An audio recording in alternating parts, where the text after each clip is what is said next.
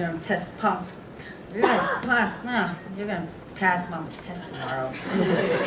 Well, I'm pretty sure. If you don't, I'll understand. Mwah!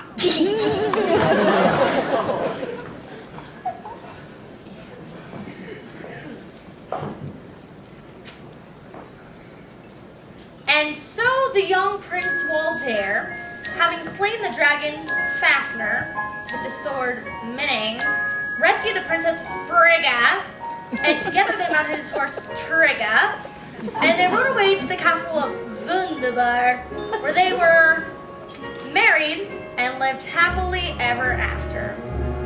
Well, I'm glad. They all lived happily, happily, happily ever after.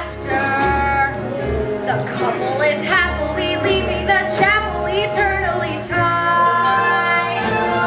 When the curtain descends, there is nothing but laughing and laughter.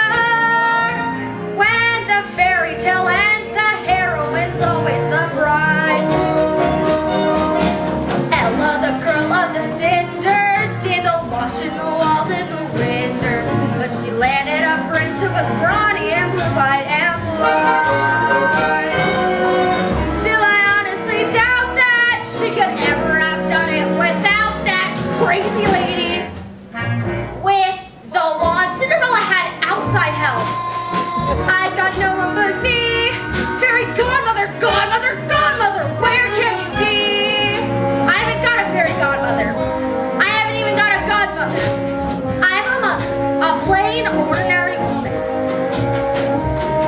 Snow White was so pretty, they tell us that the queen was insulted and jealous when the mirror declared that Snow White was the fairest of all. She was dumped on the border, but was saved by some men who adored her. Oh, I grant you. They were small, but there were 7 of them, practically a regiment. I'm alone in the night, by myself, not a dwarf, not an elf, not a goblin besides. That girl had 7 determined little men working day and night just for her. I mean, sure, the queen poisoned her with an apple. Even so, she lived happily, happily, happily ever after. A magical kiss counteracted the apple eventually. Though I know I'm not clever, I'll do what they tell me I have to. I want some happily ever after to happen to me. Rosa had platinum dresses that were double the length of her dresses. She was kept in that tower for years by a wicked old witch.